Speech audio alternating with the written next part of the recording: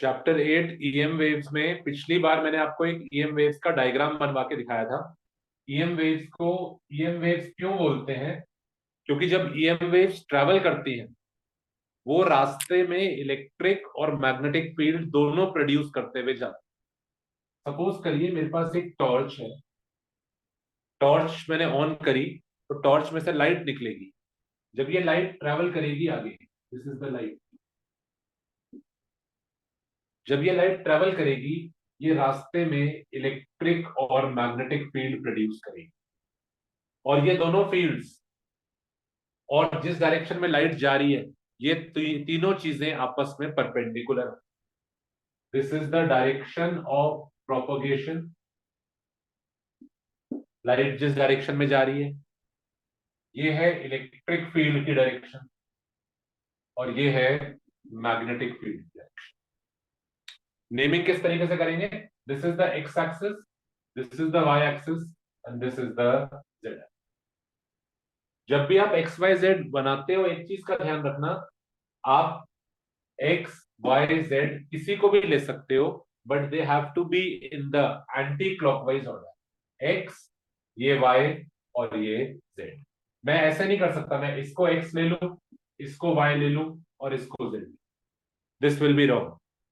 X Y and Z have to be in the anti clockwise sequence. अगर ये x है तो Y ये नहीं होगा, एक्स के बाद एंटी क्लॉकवाइज चलेंगे, ये वाई होगा और फिर ये जेड होगा। ठीक है ना? इस बात को मार्जिन में सबसे पहले आज लिख लो, X Y Z anti clockwise order में होगा। ये एक्स है तो ये वाई होगा, वो जेड।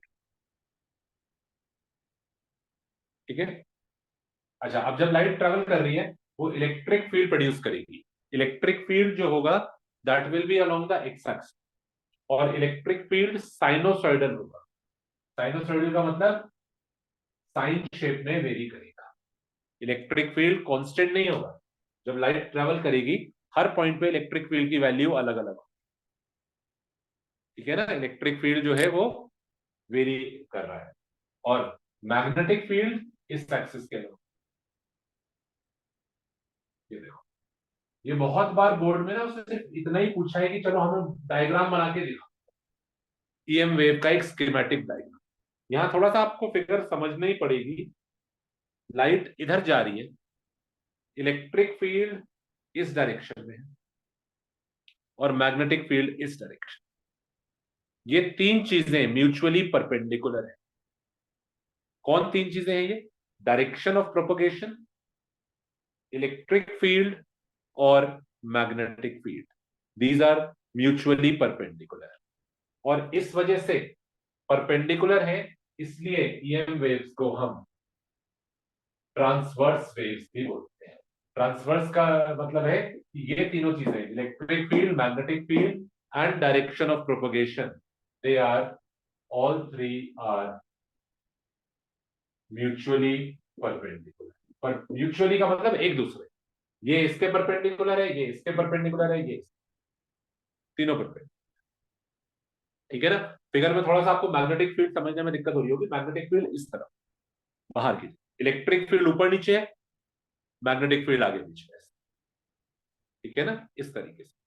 और लाइट जा इधर, तो जब लाइट आगे जा रही है, जब लाइट इस तरफ जा रही है आगे की तरफ, वो इलेक्ट्रिक फील्ड प्रोड्यूस कर रही है। देखो, इलेक्ट्रिक फील्ड जो है वो एक्स एक्सिस के अलोंग है, it is along the X axis, यानी जब लाइट ऐसे जा रही है इलेक्ट्रिक फील्ड ऊपर नीचे। और मैग्नेटिक फील्ड जो है वो वाई एक्सिस के अलोंग है, यानी वो इस तरफ। ठीक है ना? ये हमारे दोनों फील्ड और इनकी इक्वेशन मैंने आपको बताई थी, E is equal to E naught sine के जेड माइनस ओमेगा टी। और इलेक्ट्रिक फील्ड एक्स के अलोंग है, या इसके आगे आप आई कैप लगा। मैग्नेटिक फील्ड वाई एक्सिस के अलोंग है, बी नॉट साइन के Z minus omega T J. दोनों इक्वेशंस में, दोनों जो इक्वेशंस हैं हमारी इलेक्ट्रिक फील्ड और मैग्नेटिक फील्ड की, उसमें अंदर वाला पार्ट एग्जैक्टली सेम। फर्क क्या है? बस ई नॉट और बी नॉट।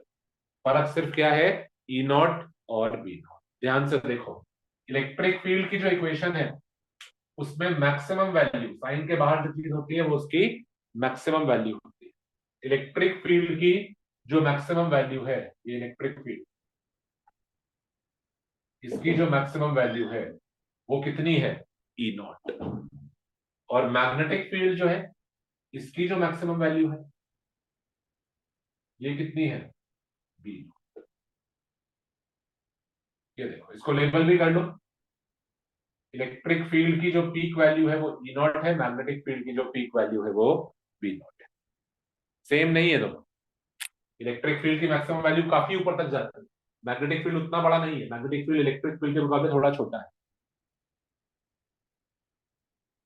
चलो अब आज पढ़ते हैं आगे, इनकी कुछ प्रॉपर्टीज पढ़ेंगे ईएम वेव्स की। और आपको सातों ईएम वेव मैंने लिखवाई थी, 7 ईएम वेव्स होती हैं, वो आपको ऑर्डर में याद रख, you have to learn that order, ठीक है ना। अभी उसकी भी बात करेंगे, पर जो भी मैं प्रॉपर्टीज पढ़ा रहा हूं, हमारा हेडिंग क्या है आज का, प्रॉपर्टीज ऑफ ईएम वेव। ये प्रॉपर्टीज सातों ईएम वेव्स के ऊपर एज इट इज अप्लाई है। हमने पढ़ा था रेडियो वेव्स होती हैं, फिर उसके बाद हमारे पास माइक्रोवेव्स, याद करो पिछली बार मैंने आपको बताया था, रेडियो वेव्स, माइक्रोवेव्स, टोटल हमने 7 की लिस्ट बनाई थी, और ये सीक्वेंस आपको याद रखना, ठीक है ना। इसके बाद हमारे पास था इंफ्रारेड, फिर था विजिबल, फिर यूवी, फिर एक्सरेज, और फिर गामा। ये सीक्वेंस आपको याद रखना, ठीक है। अभी बात करेंगे इसकी। Let us first write the heading, properties of EM wave. चलिए please don't waste time, heading लिखो। ये सब पिछली बार बताया था, वो रिवाइज करा, अब आगे बढ़ो। प्रॉपर्टीज ऑफ ईएम, ठीक है, स्टार्ट कर रहे हैं। पहली, B naught is equal to E naught by C. लिखो, लाइट के अंदर का जो मैग्नेटिक फील्ड होता है, लिख लो हिंदी में, लिख लो साथ, लाइट के अंदर का जो मैग्नेटिक फील्ड होता है वो उसके इलेक्ट्रिक फील्ड से सी टाइम्स छोटा होता है। यही बात मैं अभी आपको फिगर में दिखाने की कोशिश करता है। इलेक्ट्रिक फील्ड काफी ज्यादा है, मैग्नेटिक फील्ड उतना बड़ा नहीं है, मैग्नेटिक फील्ड उससे छोटा है। इन रियलिटी जो मैग्नेटिक फील्ड होता है वो इलेक्ट्रिक फील्ड से सी टाइम्स छोटा होता है, it is C times small. C क्या चीज है यहाँ पे, C is the speed of light. C की वैल्यू आपको पता होनी चाहिए, 3 × 10⁸ वैक्यूम में लाइट की स्पीड जो होती है 3 × 10⁸, ठीक है ना। तो लिख लीजिए पहला पॉइंट, मैग्नेटिक फील्ड जो है वो इलेक्ट्रिक फील्ड से सी टाइम्स छोटा है, और सी को लिख लीजिए, C is the speed in vacuum which is equal to 3 × 10⁸ metre per second. लिखो, चलो जल्दी से लिखो।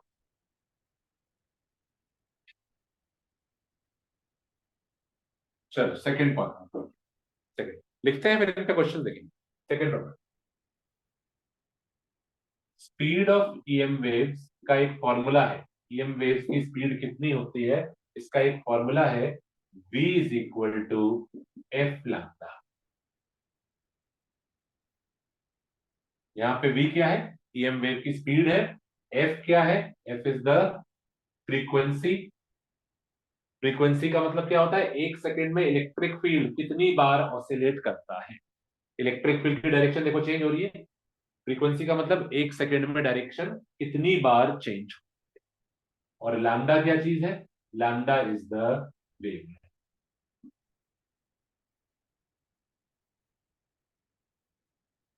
ठीक है ना। v is equal to F, this formula is applicable for all the EM, ठीक है ना। तो this formula is applicable for all the waves. अब खास बात क्या है, सारी ईएम वेव्स में, सारी ईएम वेव्स में फ्रीक्वेंसी अलग अलग है। सारी ईएम वेव्स की फ्रीक्वेंसी सबकी अलग अलग होती है, वेवलेंथ सबकी अलग अलग होती है, पर स्पीड जो है, वेलोसिटी जो है, वो सारी ईएम वेव्स की सेम है। All EM waves have the same speed, same speed for all EM wave. और अगर वैक्यूम है, अगर मीडियम क्या है, वैक्यूम, तो फिर स्पीड को आप किस सिंबल से डिनोट करेंगे, then you will denoted by the symbol C, ठीक है ना। इसके बाद लिख लेते हैं, इफ वैक्यूम, वैक्यूम में जो स्पीड होती है वो v नहीं होती, वैक्यूम में जो स्पीड होती है वो 3 × 10⁸ हो जाती है। तो अगर वैक्यूम के लिए ये फॉर्मूला लगाऊंगा तो मैं लिखूंगा c is equal to F lambda. अगर ईएम वेव्स किसी और मीडियम में, सपोज करिए ईएम वेव्स पानी में, तो पानी में स्पीड ये नहीं होगी, पानी में स्पीड सी नहीं कहलाएगी, पानी में स्पीड अलग होगी, तो उसको सी नहीं बोलेंगे। C symbol is the symbol used only for vacuum, C जो सिंबल है वो सिर्फ वैक्यूम के लिए, ठीक है। अगर किसी और मीडियम में तो फॉर्मूला क्या लिखोगे, v is equal to F. और अगर मीडियम में वैक्यूम हो गया तो आप v को v नहीं लिख के क्या लिखोगे, c लिखो, ठीक है। तो याद रखना c is used only for vacuum. और इन तीन चीजों में से, स्पीड, फ्रीक्वेंसी और वेवलेंथ में से, स्पीड एक ऐसी चीज है जो सारी ईएम वेव्स के लिए सेम होती है। जिस वेव की फ्रीक्वेंसी ज्यादा है उसकी वेवलेंथ कम है। या ऐसे समझ लो, इसको रीअरेंज करता हूं, इस फॉर्मूले को मैं रीअरेंज कर रहा हूं, देखना जरा, प्लीज ध्यान देना। Frequency is equal to v by lambda, frequency is equal to v by lambda. अब v तो सेम है, v तो मैंने बताया था अभी आपको, स्पीड सारी ईएम वेव्स की वही है। आप सोचते हो 3 × 10⁸ सिर्फ लाइट के लिए था, विजिबल लाइट के लिए, नहीं, ऐसा नहीं। इंफ्रारेड रेज की स्पीड भी यही है, माइक्रोवेव की स्पीड भी यही है 3 × 10⁸, रेडियो वेव्स की भी यही है, एक्सरेज की भी यही है, गामा रेज की भी यही है। स्पीड सारी ईएम वेव्स की सेम होती है। अगर क्वेश्चन आ जाए 1 मार्क का, क्या चीज है जो सारी ईएम वेव्स में सेम है, तो आप बोलिएगा स्पीड, वेलोसिटी, वेलोसिटी सारी ईएम वेव्स की सेम। तो अगर तो वेलोसिटी सेम है तो आप क्लियरली देख सकते हो कि फ्रीक्वेंसी और वेवलेंथ में इनवर्स रिलेशन है। स्पीड तो सबके लिए सेम है, तो frequency and wavelength have inverse relation. जिस वेव की वेवलेंथ बड़ी होगी उसकी फ्रीक्वेंसी छोटी होगी, जिसकी वेवलेंथ छोटी होगी उसकी फ्रीक्वेंसी बड़ी होगी। ये बहुत इंपॉर्टेंट चीज है, इसको जरा स्टार मार्क करके हाईलाइट करो। बात बताओ कि वेलोसिटी सारी ईएम वेव्स की सेम होती है, सबकी स्पीड सेम होती है। तो v और v सेम हो गया तो f और लैम्डा में इनवर्स रिलेशन। लिखो इस बात को। और ये जो आपने सीक्वेंस बनाया है ना, इसमें भी ध्यान रखो, ये सीक्वेंस हमने यहां पर रेडियो वेव्स का जो बनाया है, इसकी वेवलेंथ सबसे बड़ी, वेवलेंथ इसकी सबसे बड़ी, और नीचे जाने पर ये वेवलेंथ छोटी होती, नीचे जाने पर वेवलेंथ छोटी। गामा रेज की वेवलेंथ सबसे छोटी। तो नीचे जब हम जा रहे हैं इसमें, देखो इस डायग्राम से आपको समझ में आ जाएगा, यहाँ radio waves have the longest wave, microwave की छोटी, IR, visible, UV, X rays, gamma rays में सबसे छोटी। तो यहाँ पे हमारी वेवलेंथ हाईएस्ट, और यहाँ हमारी वेवलेंथ लो। बनाओ।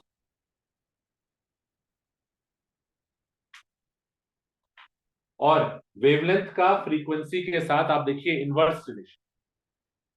तो अगर वो बात करता है फ्रीक्वेंसी की, तो जिस वेव की वेवलेंथ हाईएस्ट है, वेवलेंथ जिसकी हाईएस्ट, फ्रीक्वेंसी उसकी लोएस्ट हो जाएगी। तो इसके साथ मैं लिख दूंगा फ्रीक्वेंसी लोएस्ट। अगर वो आपसे पेपर में पूछता है name the EM wave which have the lowest frequency, तो लोएस्ट।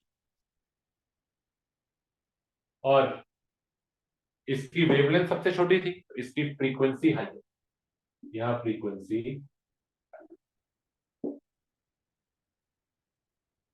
ये देखो फ्रीक्वेंसी और वेवलेंथ। ये फिगर बहुत इंपॉर्टेंट है जो यहां मैंने बनाई है ना, वेवलेंथ नीचे जाने पे कम हो रही है, फ्रीक्वेंसी नीचे जाने पे बढ़ रही है। या ऐसे ही बना लेते हैं, इस एरो को भी नीचे की तरफ ही बनाते हैं, और फ्रीक्वेंसी वाले में लिखेंगे इंक्रीज। ऐसे देखो, फ्रीक्वेंसी नीचे जाने पर इंक्रीज हो रही है, देखो याद करना भी आपके लिए आसान है। फ्रीक्वेंसी का एरो नीचे जाते हुए इंक्रीज दिखा रहा है, नीचे जाने पर फ्रीक्वेंसी इंक्रीज हो, और वेवलेंथ में हम लिखेंगे डिक्रीज।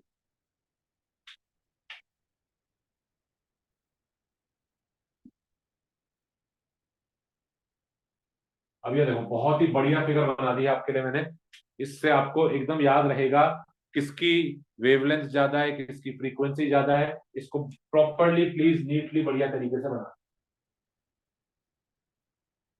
ठीक है ना। और कैसे समझ में आएगा ये इस फॉर्मूले से, v equal to F lambda, F is equal to V by lambda, lambda और एफ में इनवर्स। कई बार आप देखोगे सी लिखा हुआ है तो सी बाय लैम्डा होगा, कोई चिंता वाली बात नहीं है, यानी वैक्यूम होगा।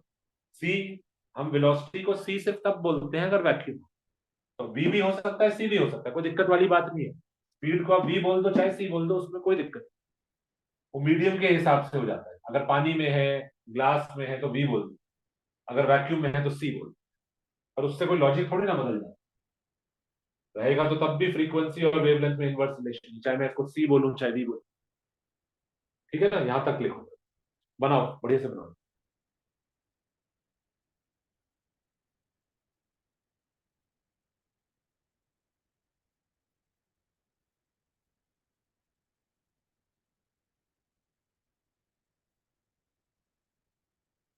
चलो आगे बढ़ते हैं।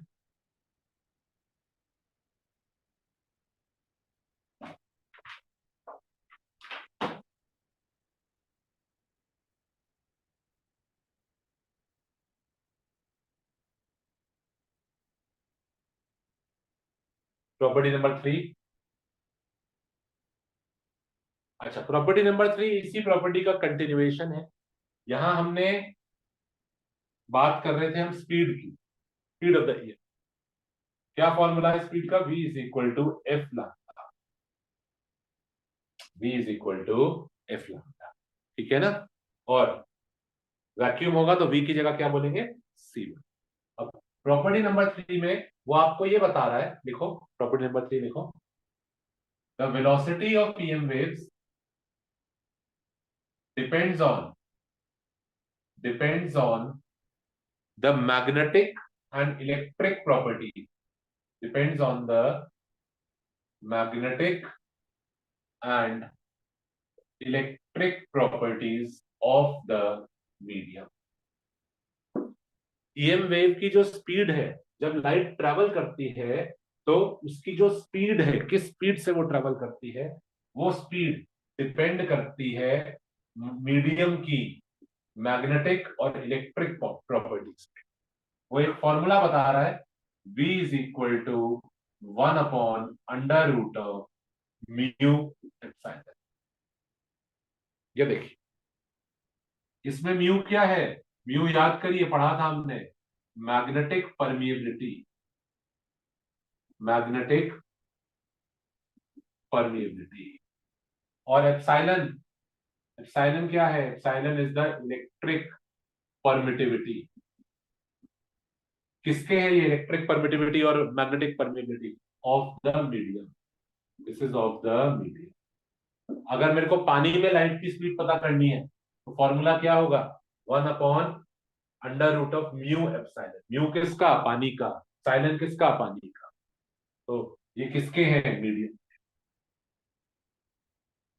अच्छा, और अगर मेरे को स्पीड पता करनी है वैक्यूम में, वैक्यूम में अगर मेरे को स्पीड पता करनी है वैक्यूम में, तो 1/अंडर रूट ऑफ, फिर मैं मैग्नेटिक परमिएबिलिटी वैक्यूम की यूज करूंगा। अगर मैं पता करना चाह रहा हूं स्पीड किसके अंदर, इन वैक्यूम, मैं स्पीड वैक्यूम में पता करना चाह रहा हूं, तो फॉर्मूले में मैं फिर म्यू और एप्सिलॉन किसका डालूंगा, वैक्यूम का डालूंगा, है ना। ये तो उसने मेरे को फॉर्मूला बता दिया, और वो कह रहा है इस फॉर्मूले में जिस मीडियम में आपको लाइट की स्पीड निकालनी हो उस मीडियम का म्यू डाल देना, उस मीडियम का एप्सिलॉन डाल देना, वो ये कह रहा है। अब मेरे को तो स्पीड निकालनी किसमें है, वैक्यूम में निकालनी है, तो मैं म्यू किसका डालूंगा, वैक्यूम का डालूंगा। एप्सिलॉन किसका डालेंगे, वैक्यूम का डालेंगे। और वैक्यूम के लिए क्या होता है, mu, mu is denoted by mu naught. Epsilon किसका होता है, म्यू, वैक्यूम का कितना होता है, एप्सिलॉन। ये देखो, अगर आपको स्पीड किसमें निकालनी है, वैक्यूम में, तो आप म्यू वैक्यूम का डालिए, एप्सिलॉन भी वैक्यूम का डालिए। और यहां तो मुझे डेटा पता है, यहाँ तो हमें डेटा पता है। कोई बच्चा जो यहाँ पे जिसको याद है, मेरे को वैल्यू बता सकता है, म्यू नॉट की वैल्यू बता सकता है कोई बच्चा, म्यू नॉट की अनम्यूट करके वैल्यू। सर 4 पाई इंटू 10 टू और पावर पाई 7। हाँ बहुत बढ़िया। और एप्सिलॉन नॉट की, 8.85 into 10⁻⁻12। ठीक है, वेरी गुड। तो अब हमें वैक्यूम के लिए तो डेटा पता है, म्यू नॉट होता है 4 पाई इंटू 10⁻⁻7 और एप्सिलॉन नॉट होता है 8.85 10⁻⁻12। पानी के लिए नहीं निकाल सकता मैं, पानी के लिए मेरे को डेटा नहीं पता, पानी के लिए मैंने थोड़ा रटा हुआ है कि क्या होता है म्यू, क्या होता है, पर हाँ वैक्यूम के लिए मुझे। तो यहां मैं इसको सॉल्व करता हूं तो ये आता है ऑलमोस्ट 3 इंटू 10⁸ मीटर पर। और वैक्यूम है, वैक्यूम के लिए अब इसको हम वी नहीं बोलेंगे, now we will change the symbol to C. ये देखिए, अगर वैक्यूम होता, अगर वैक्यूम होता है तो हम सिंबल को सी बोल देते हैं। अगर कोई और मीडियम होता, सपोज करिए पानी हो, had it been water, had it been oil, glass, कोई और मीडियम होता तो फिर निकालनी पड़ती फॉर्मूले से, उसके लिए जो उसका म्यू होता, जो उसका एप्सिलॉन होता डाल के, पर उसको वी बोलते और उसकी वैल्यू ये नहीं आती, इससे कम आती, इससे कम आती। ठीक है ना? तो वैक्यूम होता तो फिर म्यू नॉट हो गया, एप्सिलॉन नॉट हो गया, वो तो हमें पता ही है, वैल्यू डाल दी। और दिस इज हाईएस्ट, यानी इतनी ज्यादा स्पीड, इतनी ज्यादा स्पीड किसी और मीडियम में नहीं हो सकती। आप कोई भी मीडियम डाल दो, पानी का डेटा पुट कर दो, म्यू और एप्सिलॉन, ऑयल का, ग्लास का, किसी मीडियम में स्पीड इतनी ज्यादा नहीं आएगी। तो ये बात लिखो कि स्पीड सबसे ज्यादा ईएम वेव्स की, स्पीड सबसे ज्यादा ईएम वेव्स की वैक्यूम में आती है। और प्लीज ये सबके लिए है, स्पीड जो आई है ना ये सारी ईएम वेव्स के लिए, ये जो वैल्यू आई है वैक्यूम में ये सिर्फ लाइट के लिए नहीं है। स्पीड एक ऐसी चीज है जो सारी ईएम वेव्स की सेम रहती है। अगर ईएम वेव्स वैक्यूम में है तो वैल्यू ये है, पर ये हर ईएम, गामा रेज भी इसी स्पीड से ट्रेवल करेंगी वैक्यूम में, एक्स रेज भी, यूवी रेज भी, रेडियो वेव भी, सारी ईएम वेव्स वैक्यूम में इसी स्पीड से ट्रेवल करेंगी। और अगर वैक्यूम के अलावा कोई और मीडियम होगा तो आप ये फॉर्मूले को यहां ले आइए, ये फॉर्मूला उस मीडियम का म्यू डाल दो। आपको ये बात हमने बताई थी, सुनिए प्लीज सुनिए, हमने आपको ये बात बताई थी कि अलग अलग मीडियम्स के लिए एप्सिलॉन अलग अलग, अलग अलग मीडियम्स के लिए म्यू अलग अलग। तो अगर आपको पानी में स्पीड निकालनी है, पानी का म्यू डाल देना, mu of water, epsilon of water डाल देना, स्पीड निकल आएगी पानी में। ठीक है ना? हमें नहीं निकालनी, वो बस फॉर्मूला पता हो, चिंता नहीं करें। आपको वैल्यू सिर्फ किसमें निकाल के दिखानी है, vacuum, mu naught, epsilon not, और ये वैल्यू लिख लो। इससे ज्यादा स्पीड किसी और मीडियम में नहीं आ सकती। लिखो इस बात, the speed is the highest, the speed is the highest in vacuum.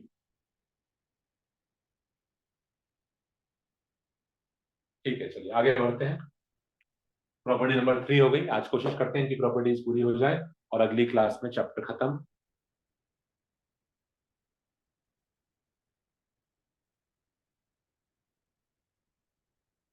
चलो प्रॉपर्टी नंबर 4 लिखो। When EM waves travel from one medium to other, when EM waves travel from one medium to other, then their speed and wavelength will change.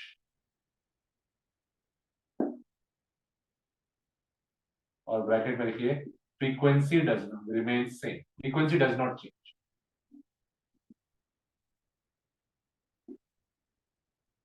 देखो example बना है, ऊपर हमारे पास मान लीजिए vacuum है और नीचे हमारे पास वाटर। देखो जरा, सपोज करो एक ईएम वेव है, कोई एक ईएम वेव ले लेते हैं, let us take the example of UV rays. UV rays है, वैक्यूम में है और वैक्यूम में से पानी में जा रही, ये वैक्यूम में थी, पानी में चली, they are going from one medium to the, ठीक है ना? एक मीडियम से, ये मान लीजिए कोई भी ईएम वेव हो सकती है, कोई हमें नाम लेने की जरूरत नहीं है, it can be any EM wave. ठीक है, कोई ईएम वेव है और वो वैक्यूम में से, बहुत ध्यान से सुनना, ये प्रॉपर्टीज रिपीट नहीं होंगी, ये वैक्यूम में से वाटर के अंदर चली गई। अब क्या होगा, अब क्या होगा, क्या क्या चीज इसकी पानी में जाने पर चेंज, क्या क्या चीज चेंज होगी, स्पीड चेंज होगी और वेवलेंथ चेंज होगी। एक फॉर्मूला अभी हमने थोड़ी देर पहले बताया था, ईएम वेव्स का फॉर्मूला होता है v is equal to F lambda. जब एक मीडियम से ये दूसरे मीडियम में जाती है, इसकी स्पीड भी बदल जाती है मीडियम में, क्योंकि मीडियम चेंज होगी। अलग अलग मीडियम में आपको पता है स्पीड अलग अलग होगी, वैक्यूम में स्पीड अलग होगी, वाटर में स्पीड अलग होगी। तो जब ये वेव वैक्यूम से वाटर में गई, इसकी स्पीड चेंज हुई, कम हो जाएगी। वैक्यूम में स्पीड सबसे ज्यादा थी, वैक्यूम में तो स्पीड हमें पता है 3 × 10⁸। पानी में जाने पे स्पीड चेंज। अब एलएचएस पे अगर कुछ चेंज हुआ है तो आरएचएस पे भी कुछ चेंज होगा, तो वेवलेंथ भी चेंज। जितने गुना इसकी स्पीड चेंज होगी उतने ही टाइम्स इसकी वेवलेंथ भी चेंज। अगर स्पीड पानी में जाने पे आधी हो रही है तो वेवलेंथ भी पानी में जाने पे आधी हो जाए। पर मीडियम बदलने पर उस ईएम वेव की फ्रीक्वेंसी नहीं बदलती। अगर सपोज करो ये ईएम वेव यहां से यहां गई, इसकी स्पीड 1/3 हो गई, तो वेवलेंथ भी 1/3 हो जाए। जो इफेक्ट, इस बात को लिखो फिगर बना कि मीडियम में जाने पर वेलोसिटी जितने टाइम्स चेंज करती है, वेवलेंथ भी उतने ही टाइम्स चेंज करती है। लिखो इस बात, when the EM wave goes into the medium, velocity जितने टाइम्स चेंज करती है, वेवलेंथ भी उतने टाइम्स चेंज करती है। Frequency does not change with the medium, does not change with medium. इस वेव की स्पीड जितने गुना कम हुई है उतने ही गुना इसकी वेवलेंथ भी कम हुई। फ्रीक्वेंसी मीडियम बदलने पर चेंज। मीडियम बदलने पर क्या चीज बदलती है, वेलोसिटी बदलती है। अभी बताया था, वेलोसिटी का फॉर्मूला बताया था, 1/√μ एप्सिलॉन। अलग अलग मीडियम्स के लिए म्यू और एप्सिलॉन अलग अलग हो, तो अगर मीडियम बदलेगा वेलोसिटी तो बदलेगी, वो तो दिख ही रहा है फॉर्मूले से। फॉर्मूले से क्लियरली दिख रहा है ना, फॉर्मूले से क्लियरली दिख रहा है कि अगर मीडियम बदलेगा तो वेलोसिटी तो बदलेगी, और वेलोसिटी चेंज होगी तो वेवलेंथ भी चेंज होगी। एलएचएस बदला है तो आरएचएस भी बदलेगा ना, तो अगर वेलोसिटी चेंज होगी तो उसका असर वेवलेंथ पे भी पड़ेगा। ठीक है ना, जब ये वेव दूसरे मीडियम में जाएगी वेलोसिटी बदल जाएगी, वेवलेंथ भी बदल जाएगी, पर मीडियम बदलने पर फ्रीक्वेंसी विल नॉट चेंज। ठीक है, लिखिए।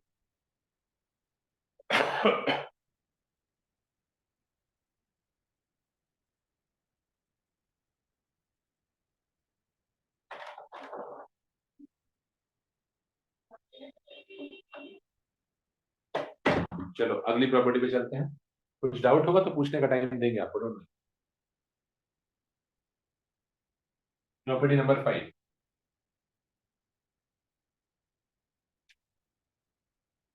EM waves are neutral. EM waves are neutral and not deflected in electric or magnetic field. देखो, EM waves are neutral and not deflected in electric or magnetic field. यानी suppose करिए मेरे पास positive charge है, मेरे पास negative charge है, मेरे पास magnet का पोल है, नॉर्थ पोल और साउथ पोल। यहां से हमने एक लाइट डाली, लेजर लाइट डाली। लेजर लाइट जब इलेक्ट्रिक फील्ड में से गुजरेगी, ये पॉजिटिव से नेगेटिव तक इलेक्ट्रिक फील्ड और नॉर्थ से साउथ तक मैग्नेटिक फील्ड, पर ईएम वेव को बाहर से इलेक्ट्रिक फील्ड और मैग्नेटिक फील्ड का कोई असर नहीं पड़ेगा। वो इलेक्ट्रिक मैग्नेटिक फील्ड में से अनडिविएटेड सीधी निकल जाएगी। बना लो figure. EM waves are neutral, EM waves में कोई चार्ज नहीं होता, light does not have any charge, neutral है। तो अगर आप उसको पास कराएंगे इलेक्ट्रिक फील्ड और मैग्नेटिक फील्ड में से, तो लाइट पर कोई असर नहीं पड़ेगा, लाइट सीधा निकलेगा। नॉट डिफ्लेक्टेड इन इलेक्ट्रिक और मैग्नेटिक। बनाओ।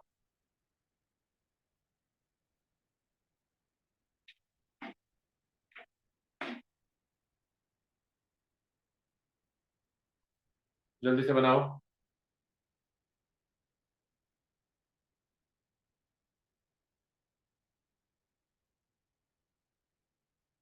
ठीक है, चलो आगे बढ़ते हैं। Property number 6।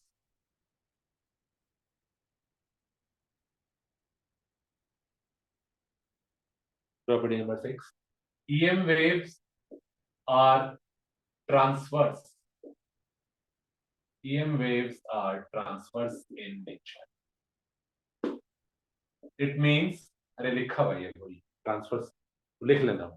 ट्रांसवर्स का मतलब क्या है कि इलेक्ट्रिक फील्ड, मैग्नेटिक फील्ड और direction of propagation mutually perpendicular है। सारी ईएम वेव्स जो है सभी इसी तरीके से, सब में इलेक्ट्रिक और मैग्नेटिक फील्ड होता है, सबका इलेक्ट्रिक और मैग्नेटिक फील्ड परपेंडिकुलर होता है। ठीक है, all EM waves are transverse. Property number 7, 10 property है, तो आपको पता है कितनी देर और पढ़ाएंगे आज, 10 प्रॉपर्टी है, तो 7th प्रॉपर्टी पे आ गए हैं। तो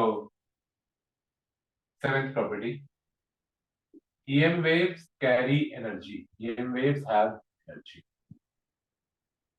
and this energy is due to the electric and magnetic field. This energy is due to the electric and magnetic field. EM waves के अंदर एनर्जी होती है, लाइट, आप बोलते हैं ना light is a form of energy. EM waves के अंदर एनर्जी होती है, तो ये एनर्जी क्यों होती है उसके अंदर? उसके इलेक्ट्रिक और उसके मैग्नेटिक फील्ड की वजह से। तो EM waves have energy, and this energy is due to the electric and magnetic field. There is a term called as, बहुत इंपॉर्टेंट है, सुनो। अब जरा थोड़ी कॉम्प्लिकेटेड वाली प्रॉपर्टीज आए। शुरू से 6 तक प्रॉपर्टीज आसान थी, अब थोड़ा सा 7, 8, 9, 10 थोड़ा सा ध्यान देना पड़ेगा। इधर उधर मत देखो, क्लास पर ध्यान। Energy density. एनर्जी डेंसिटी का मतलब होता है कि इसके अंदर कितनी एनर्जी है पर यूनिट वॉल्यूम। इलेक्ट्रिक फील्ड में भी एनर्जी है, मैग्नेटिक फील्ड में भी एनर्जी है।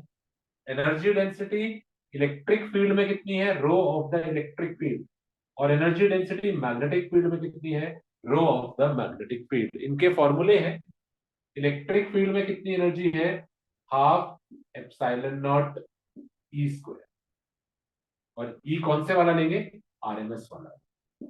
इलेक्ट्रिक फील्ड की मैक्सिमम वैल्यू नहीं डालेंगे, उसकी आरएमएस वैल्यू। और मैग्नेटिक फील्ड में कितनी एनर्जी डेंसिटी है, इसका फॉर्मूला है B square by 2 mu naught. B कौन से वाला, RMS, B RMS square by 2।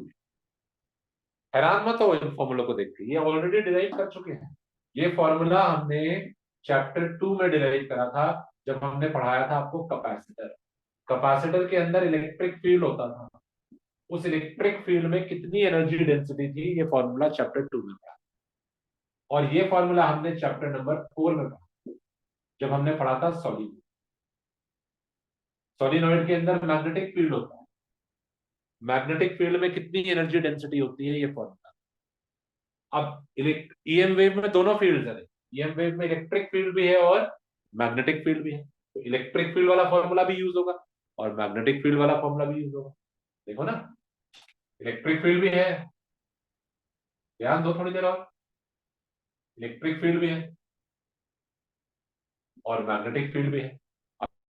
Field में कितनी एनर्जी डेंसिटी है, इलेक्ट्रिक फील्ड में कितनी एनर्जी डेंसिटी है, उसका ये फॉर्मूला है। ये हमने पढ़ा था इलेक्ट्रिक फील्ड जब हमने चैप्टर 2 में पढ़ा था तब, और ये रिजल्ट भी हम ऑलरेडी डिराइव कर चुके हैं। यहाँ हमें डिराइव नहीं करने, यहाँ डायरेक्टली लिख लीजिए एनर्जी डेंसिटी, और आगे एक चीज और लिख लो,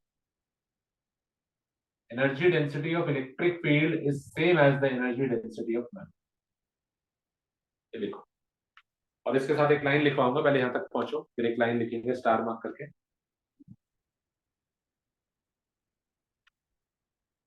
लिखिए, the total energy of light, the total energy of light is equally divided in its electric and magnetic field is equally divided in its electric and magnetic field. And the energy in electric field is equal to the energy in magnetic field.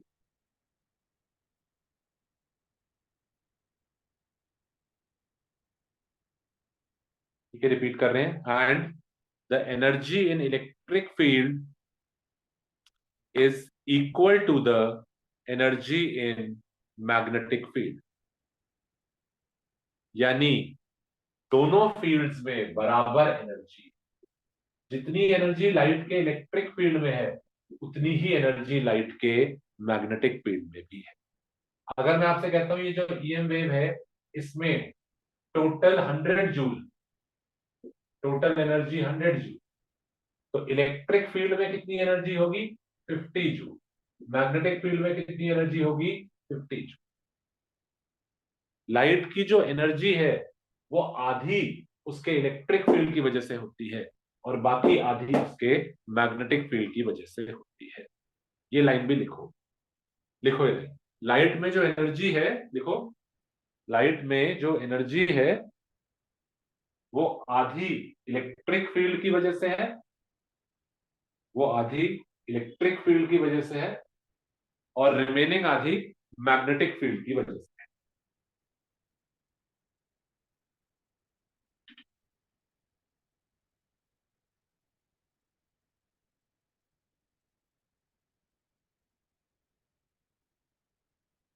ठीक है, यानी electric field में जो energy density है और magnetic field में जो energy density है they are equal.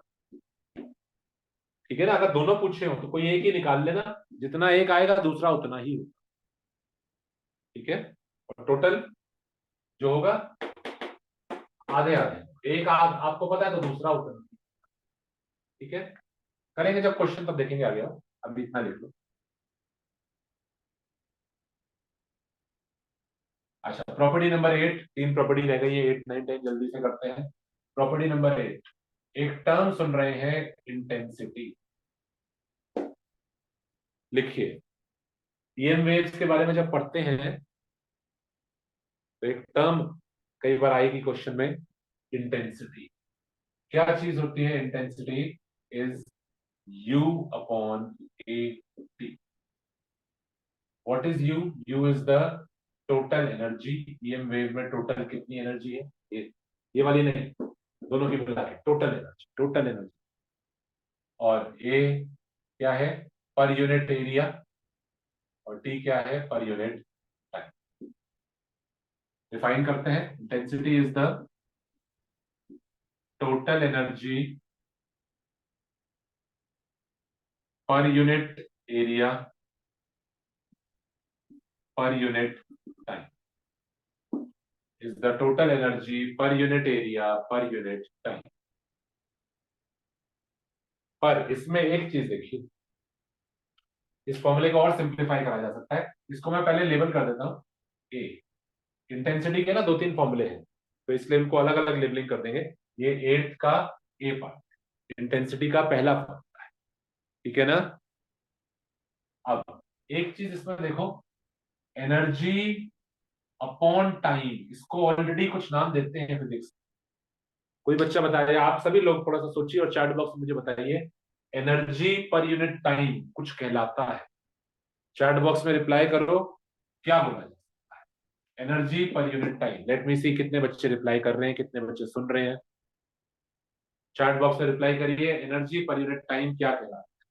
Half minute का टाइम दे.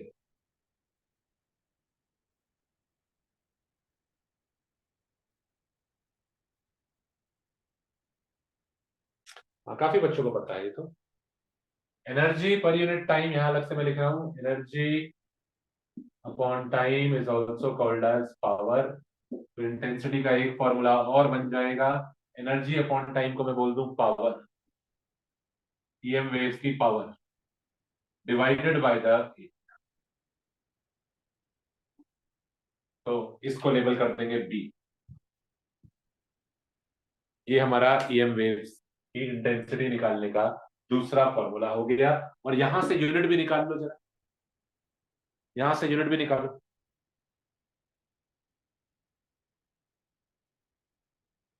पावर का यूनिट क्या होता है? पावर का यूनिट हो जाएगा वॉट, और एरिया का यूनिट होगा मीटर स्क्वायर। तो इंटेंसिटी का what will be the SI unit? What per metre square. ये यूनिट बहुत इंपॉर्टेंट है, सुनिए प्लीज। क्यों? एक बार बोर्ड में क्वेश्चन आया, सुनना प्लीज। क्वेश्चन आया, an EM wave of 10 watt per metre square. उसने आगे आगे और भी डेटा दिया। उसने बोला था एक EM wave of 10 watt per metre square. अब बच्चे इसमें ये ईएम वेव का क्या दे रखा है? उसने बोला EM wave of 10 watt per metre square is going, और कुछ आगे आगे दिया हुआ था, इज गोइंग इन वाटर, और आगे और कुछ था। पर अब बच्चा ये नहीं समझ पाया ये क्या चीज। इसलिए आप ना यूनिट पे भी ध्यान दो। कई बार क्या होगा, यूनिट ही दिया होगा, वो ये नहीं बताएगा ये। अब जैसे अगर मैं बोल दूं an EM wave of 2 tesla. अब टेस्ला, हाँ ये टेस्ला है, यानी ये क्या चीज है? मैग्नेटिक फील्ड दे रखा। देखते हैं EM wave of 2 Tesla. Tesla में कौन होता है? एनर्जी थोड़ी ना होती है, मैग्नेटिक फील्ड होता है। ईएम वेव ऑफ 2 टेस्ला का मतलब क्या हुआ? ये ईएम वेव के मैग्नेटिक फील्ड की बात कर रहा है। पर हमें यहाँ क्या दिया हुआ है? 10 watt per metre square. Per metre square, watt per metre square, यानी power watt, area metre square, यानी ये क्या चीज है? ये ठीक है। और इंटेंसिटी का एक फॉर्मूला और लिख लो, एनर्जी डेंसिटी इनटू स्पीड। लिखिए।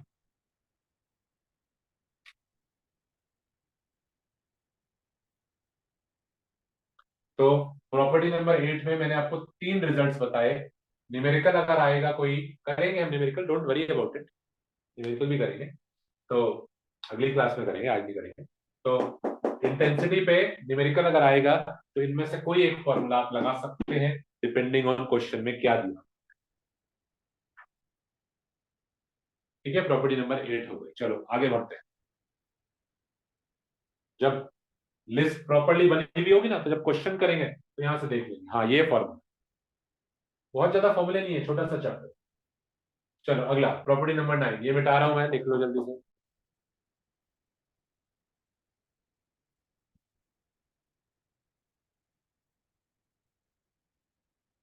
प्रॉपर्टी नंबर 9 लिखो। EM waves carry momentum. EM waves carry momentum.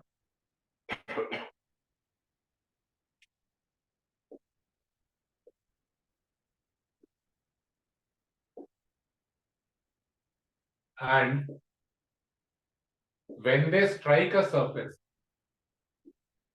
when they strike a surface, the momentum is transferred. The momentum is transferred. EM waves के अंदर momentum होता है, और जब EM waves किसी surface पे, देखिए सपोज करिए ये एक सरफेस है, ये EM वेव आ रही है, EM वेव आके इस पर टकराती है, तो ये अपना मोमेंटम उसको सरफेस को ट्रांसफर कर देती है। EM वेव्स के अंदर मोमेंटम होता है, and when they strike a surface the momentum is transferred. इसका फॉर्मूला है हमारे पास, delta P is equal to U by C, और delta P is equal to 2u by C. ये वाला फॉर्मूला यूज होता है एब्जॉर्बिंग सरफेस। अगर सरफेस ऐसा है जो लाइट को क्या कर रहा है? एब्जॉर्ब कर रहा है। अगर सरफेस लाइट को एब्जॉर्ब करेगा तो लाइट उस पर जब टकराएगी कितना मोमेंटम ट्रांसफर होगा? That is given by this formula. ठीक है ना?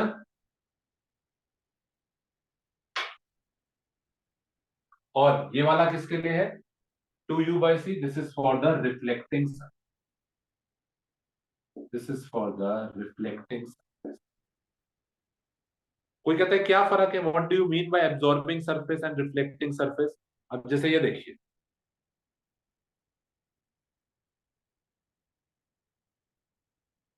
ये लाइट है, बोर्ड पे मैंने डाली, ये जो बोर्ड का सरफेस है ये रिफ्लेक्टिंग सरफेस, क्योंकि ये लाइट को, आप लाइट का रिफ्लेक्शन देख सकते हैं, ये जो फोन की जो टॉर्च है इसका रिफ्लेक्शन आप बोर्ड में यहाँ देख सकते हैं। तो जो बोर्ड है, this is a reflecting surface, ठीक है। अब मेरा हाथ जो है, hand, this is not a reflecting surface. अब देखिए जो इसकी रिफ्लेक्शन है इस टॉर्च की, वो बोर्ड में तो आपको दिखाई दे रही है, पर मेरे हाथ में इसकी रिफ्लेक्शन नहीं दिख रही, ठीक है। You cannot see the reflection in my hand. My hand is a absorbing surface, ये लाइट को एब्जॉर्ब कर रहा है, ठीक है। देखो बोर्ड में देखो उसकी आपको रिफ्लेक्शन दिखाई दे, ठीक है ना, ये this is the reflection, but same thing does not happen in my hand, मेरे हाथ में उसका रिफ्लेक्शन नहीं, बोर्ड में आपको लाइट का रिफ्लेक्शन दिखाई दे रहा है। तो जो सरफेस है, it can be absorbing surface और it can be a reflecting surface. अगर लाइट एब्जॉर्बिंग सरफेस पे टकराती है, लाइट किसी एब्जॉर्बिंग सरफेस पे टकराती है, कितना मोमेंटम ट्रांसफर करती है, यू बाई सी। और अगर किसी रिफ्लेक्टिंग सरफेस पे टकराती है तो कितना मोमेंटम ट्रांसफर होता है, टू यू बाई। कोई कहता है पर क्यों टू? थोड़ा सा क्लास 11th का कॉन्सेप्ट यूज करते हैं। अगर आप रिकॉल करें क्लास 11th में जब हमने पढ़ा था, एक बॉल एक सरफेस पे टकराती है और टकरा के अगर रुक जाती, टकरा के रुक जाती, तो चेंज इन मोमेंटम जो होता है वो mu होता है, मास इनटू वेलोसिटी। और अगर ये बॉल टकरा के रिबाउंड हो जाती है तो चेंज इन मोमेंटम 2mu होता है, ठीक है ना। वही लॉजिक है एब्जॉर्बिंग वाले केस में, जो ईएम वेव थी वो टकरा के खत्म हो गई, वहीं रुक गई, तो चेंज इन मोमेंटम हमारा u by C, where u is the total energy और c is the speed। और रिफ्लेक्टिंग वाले केस में डबल हो जाता था, याद करोगे, अगर अगर कुछ समझना चाह रहे हो टू क्यों आया, वैसे जरूरत नहीं है, अभी तो याद ही कर लो तो अच्छा है, पर अगर समझना चाहते हो तो 11th की कॉपी खोलो, लॉज ऑफ मोशन का चैप्टर खोलो, और ये क्वेश्चन मैंने कराया था, और देखो टू का फैक्टर क्यों आता है, ठीक है ना। तो अगर रिफ्लेक्टिंग सरफेस है तो ईएम वेव टकराकर वापस रिफ्लेक्ट होगी, तो रिफ्लेक्शन के केस में चेंज इन मोमेंटम डबल हो जाता है, टू यू बाई, ठीक है ना। रिफ्लेक्टिंग सरफेस में यहाँ लिख लो डबल्ड, ठीक है ना। क्लास 11th लिख लो, उसमें लिख लो class 11th laws of motion, अगर समझना चाहेंगे तो वहां जाइएगा। और लास्ट प्रॉपर्टी आ गई अब। ये प्रॉपर्टीज की लिस्ट बनानी बहुत जरूरी है, क्योंकि जब अगली क्लास में हम इस पे क्वेश्चन करेंगे ना, तो आपको यहां से देख के ये फॉर्मूला लगा। तो बस 2 मिनट और, एक आखिरी प्रॉपर्टी को मिटाते नहीं है, लिखिए property number 10। when em waves strike a surface when em waves strike a surface, they exert force, they exert a force।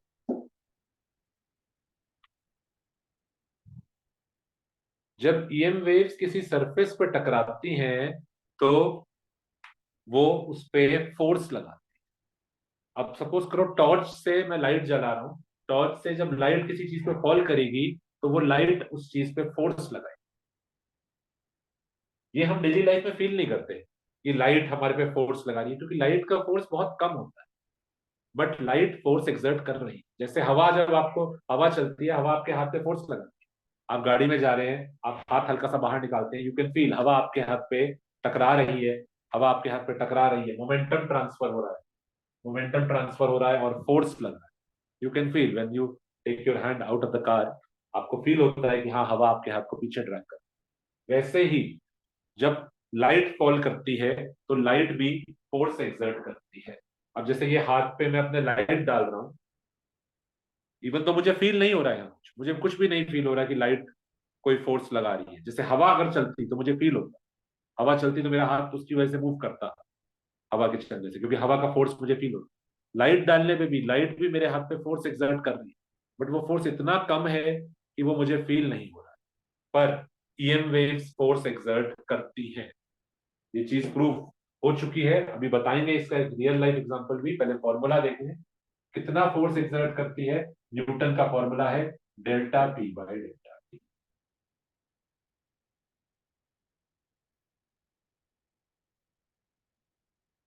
और कोई कहते हैं डेल्टा पी कहां से निकालूंगा मैं? डेल्टा पी आप पिछली प्रॉपर्टी में मैंने इसीलिए नहीं मिटाया, तुम लोग सोच रहे होगे मिटाया क्यों नहीं, इसीलिए नहीं मिटाया क्योंकि डेल्टा पी फोर्स जब भी निकालना होगा ना आपको, ईएम वेव कितना फोर्स लगा रही है, तो उसके लिए आपको पहले डेल्टा पी निकालना। डेल्टा पी कैसे निकालोगे? अगर रिफ्लेक्टिंग सरफेस है तो डेल्टा पी निकलेगा 2u बाई। यू क्या चीज है? लाइट की टोटल एनर्जी। सी क्या चीज है? लाइट की स्पीड। यहां से लाइट का चेंज इन मोमेंटम निकाल, और फिर चेंज इन मोमेंटम को टाइम से डिवाइड करके फोर्स।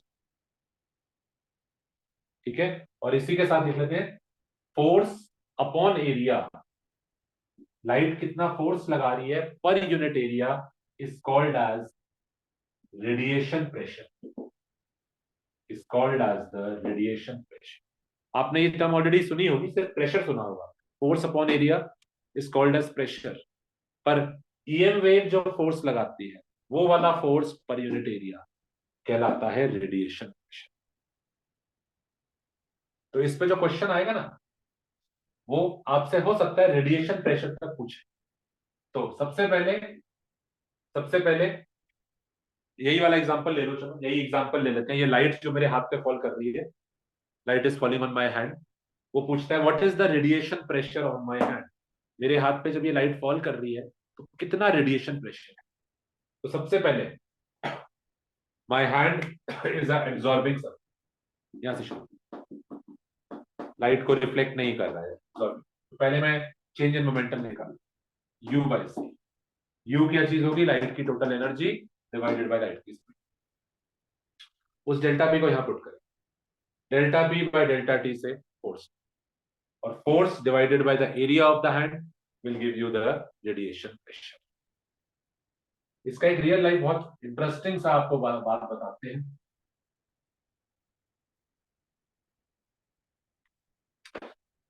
जैसे कोई स्पेस क्राफ्ट है, स्पेस में कोई हमने रॉकेट भेजा, स्पेस क्राफ्ट है, उसको मूव कराना है आगे, उसको मूव कराना है आगे, तो उसको चलाने के लिए उसमें इंजन होता है जो फोर्स प्रोड्यूस कर रहा है, फोर्स लग रहा है उस पर एक आजकल नया कॉन्सेप्ट रिसर्च कराना, कॉन्सेप्ट ऑफ लाइट। अब तुम्हें एक ऐसा वो चाहिए स्पेसक्राफ्ट जिसको चलाने के लिए हमें कोई फ्यूल व्यूल कुछ ना चाहिए, वो अपने आप ही चलता है। तो फिर धक्का कौन देगा? उस पर फोर्स कैसे जनरेट होगा? अगर कोई इंजन ही नहीं है, उसमें कोई फ्यूल नहीं है, कोई पीछे से उसमें से एग्जॉस्ट गैसेस बाहर नहीं आ रही, तो उसमें कोई फ्यूल नहीं है, तो उसको धक्का कौन देगा? उसी का ये कॉन्सेप्ट बनाया जा रहा है लाइट। इस स्पेसक्राफ्ट में क्या होता है, इस स्पेसक्राफ्ट में पीछे एक बड़ा सा रिफ्लेक्टिंग शीट लगी, बड़ी सी एक रिफ्लेक्टिंग शीट लगी, मिरर जैसे होता है ना, शीशा बिल्कुल शाइनिंग। ये हमारा स्पेसक्राफ्ट है, स्पेसक्राफ्ट के पीछे ये ऐसे रिफ्लेक्टिंग शीट लगी, ठीक है ना, दिस इज द स्पेस। अब जो सन है, सन की जो लाइट इस पे पड़ेगी, हमने अभी आपको बताया ईएम वेव जो है वो फोर्स एक्सर्ट, तो जो सन की इस पर लाइट पड़ेगी और ये रिफ्लेक्टिंग है, तो टकरा के लाइट रिफ्लेक्ट भी होगी, और ये लाइट इस पर फोर्स लगाएगी, और फोर्स से ये रॉकेट आगे मूव करेगा। पर कोई कहता है ये लाइट का फोर्स तो बहुत कम होगा। अब ये देखो ना, स्पेस में फ्रिक्शन भी नहीं है, हमारे आसपास क्या है, लाइट डालने से, अब सपोज कोई चीज रखी है मेरे सामने, मान लो यहाँ मेरे सामने एक चेयर रखी, मैं यहाँ से लाइट डालता, मैंने चेयर पे लाइट डाल दी टॉर्च, क्या लाइट डालने से वो चेयर आगे सरक जाएगी? नहीं, लाइट डालने से वो चेयर मूव भी नहीं करेगी, क्योंकि इतना ज्यादा फ्रिक्शन है कि उसके सामने लाइट का फोर्स तो कुछ भी नहीं होगा। पर यहां पर क्या है, यहाँ there is no friction in space, no friction, no air resistance, तो लाइट का फोर्स भी उसको मूव करा सकता है, प्रोवाइडेड काफी बड़ा सेल हो। ठीक है ना, ये वर्ड हमने कहां से लिया? लाइट से। सेलिंग बोट्स होती थी, अगर हो सकता है आपने सुना हो, सेलिंग बोट्स होती थी, इनमें बड़ा सा एक कपड़ा ऐसे लगा होता है और इन बोट्स को चलाने की जरूरत नहीं होती, इनमें कोई इंजन या किसी आदमी को चलाने की जरूरत नहीं होती थी। हवा चलती थी, हवा इस सेल पर टकराती थी, हवा इस सेल को धक्का देती थी और ये बोट हवा की वजह से आगे चलती। तो यहाँ पे वही कॉन्सेप्ट हमने यूज करा है, हवा का कॉन्सेप्ट नहीं है पर यहाँ लाइट से, लाइट डालने से ये रॉकेट पे फोर्स लगेगा, स्पेसक्राफ्ट पे आगे मूव करेगा। अभी बना नहीं है ऐसा, अभी कोई कहते हैं कहाँ होता है ऐसा, अभी आप गूगल पे सर्च करेंगे, this is still in research, ठीक है ना। तो ये कॉन्सेप्ट यूज करने की कोशिश करी जा रही है कि आगे फ्यूचर में कभी स्पेसक्राफ्ट को आगे प्रोपेल करना होगा तो प्रोपेल करने के लिए ईएम वेव्स का उस पर फोर्स लगा के उसको प्रोपेल कर सकते हैं, ठीक है। तो ये हमारी 10 प्रॉपर्टीज थी। थोड़ा सा होमवर्क मैं आपको दे रहा हूं सो दैट अगली क्लास तक आप इसको पढ़कर प्रिपेयर करके आओ, क्योंकि नेक्स्ट क्लास में ये चैप्टर खत्म है, इसके क्वेश्चंस भी क्लास में डिस्कस कर लेंगे नेक्स्ट क्लास में, दिस इज ओवर। तो होमवर्क क्या है, read page number 220,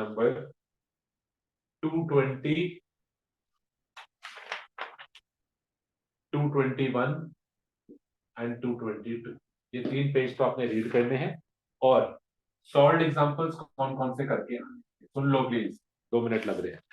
solved example 1 2 3 4,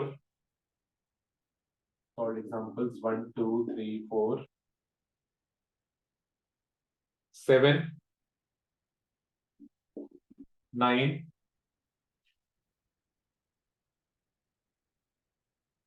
13 15, ठीक है। बस ये आपने करके आने हैं, ठीक है। तो बहुत ज्यादा काम नहीं है, 8 क्वेश्चंस हैं, प्लीज नोट डाउन कर लीजिए। आधा घंटा आपको इसको पढ़ने में लगेगा, आधा घंटा आपको ये काम करने में लगेगा, तो इसको पढ़ लो, ठीक है। अब आगे का क्या शेड्यूल है वो भी बताते हैं, कोई डाउट है वो भी डिस्कस करेंगे, पहले होमवर्क नोट डाउन कर लो।